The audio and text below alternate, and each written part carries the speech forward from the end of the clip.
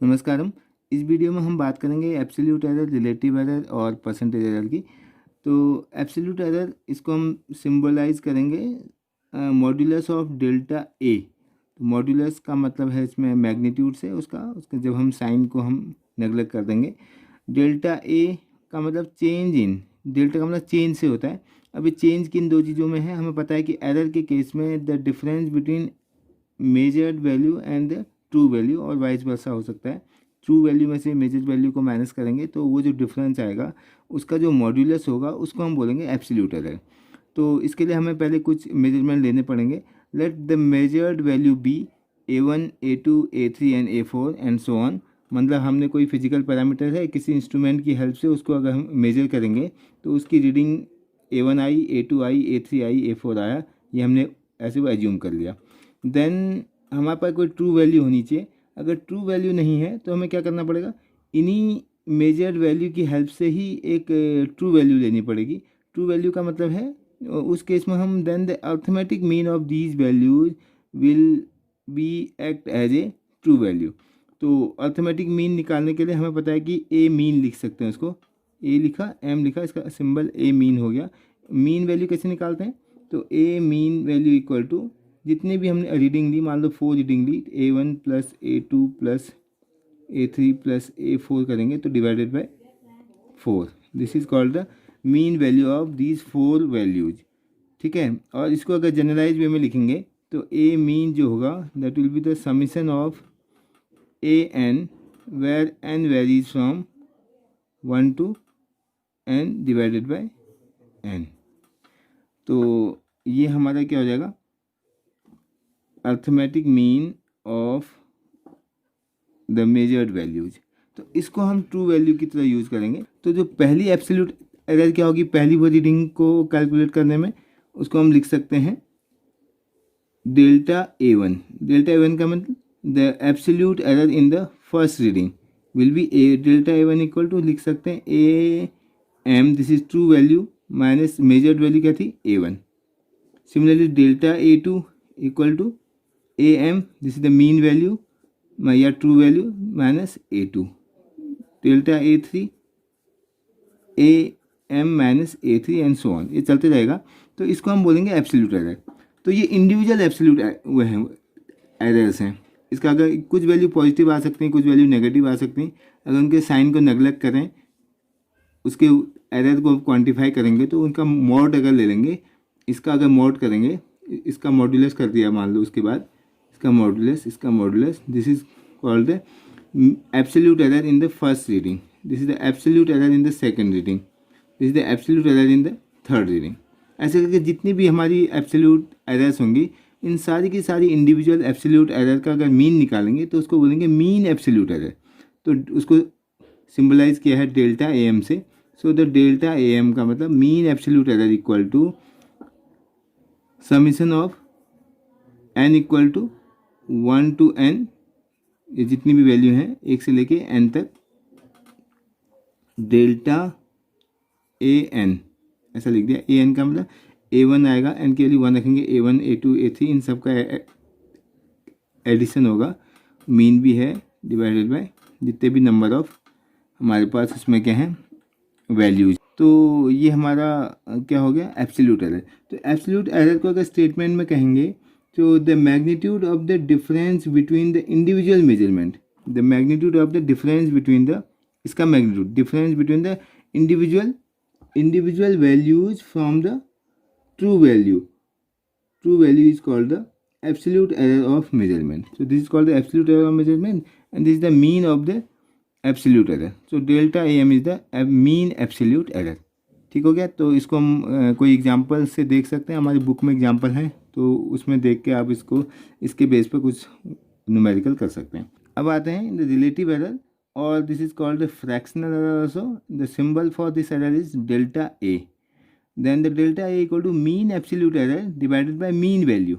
जो mean absolute error हमने निकाली थी इससे पहले, इसको हमने लिखा था delta AM is the mean absolute error divided by mean value, means directly AM।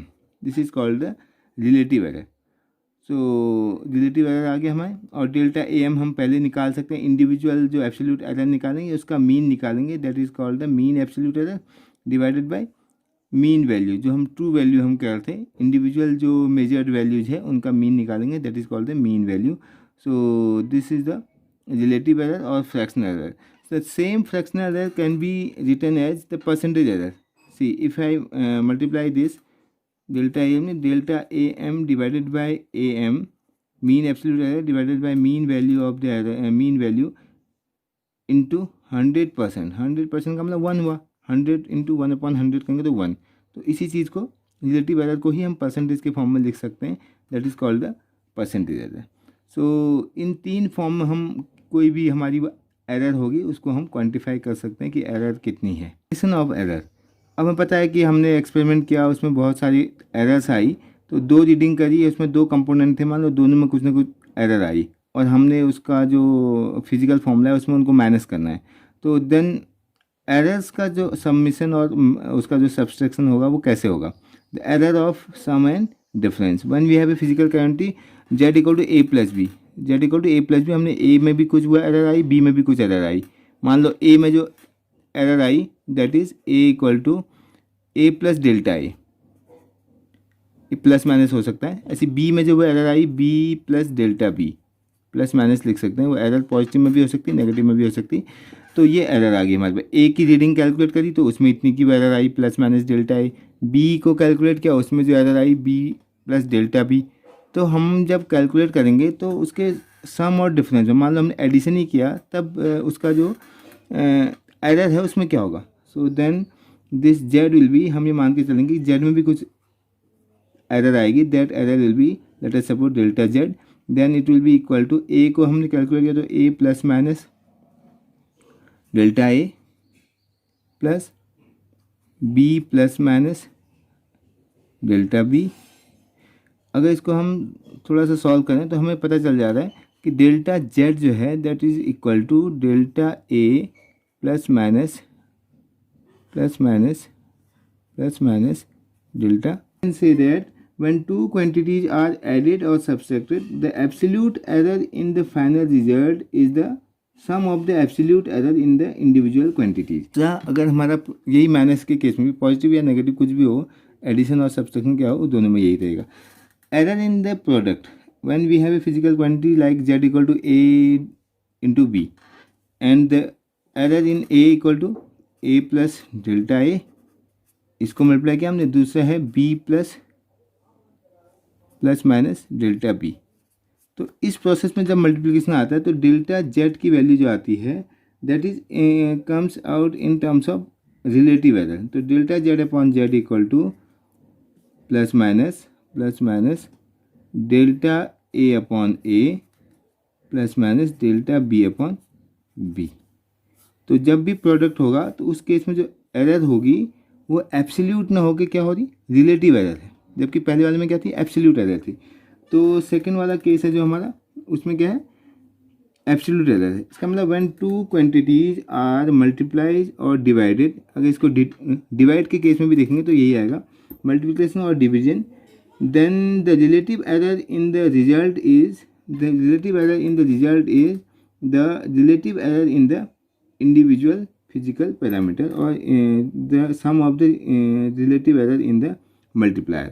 जो भी मल्टीप्लायर है उनके रिलेटिव एरर के समीशन के इक्वल जो होगा वो रिजल्टेंट का क्या होगा, एरर होगा, वो भी रिलेटिव फॉर्म में. यही सेम किसके लिए होगा, कोशेंट के केस में. तो ये दोनों के केस में होगा, मल्टीप्लिकेशन के लिए भी और डिवीजन के लिए भी.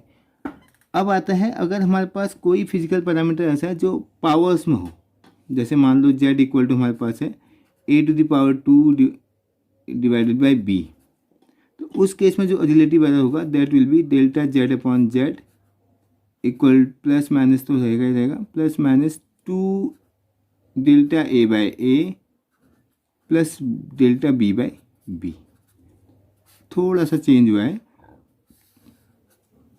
तो उसको हम बोलेंगे the relative error in the physical quantity raise to the power k. अगर पावर k होगा तो raise to power k is the k times the relative error in the individual quantity. किसी भी फिजिकल क्वांटिटी में अगर a to the power k होता तो एक k times relative error in this a and plus the relative error in the b is equal to the relative error in the z। तो total physical quantity में जो error आएगी वो उसकी power times हो जाएगा, बस चाहे वो अपॉन में होगा। अगर यहाँ भी 2 होता तो यहाँ पर 2 टाइम्स हो जाएगा।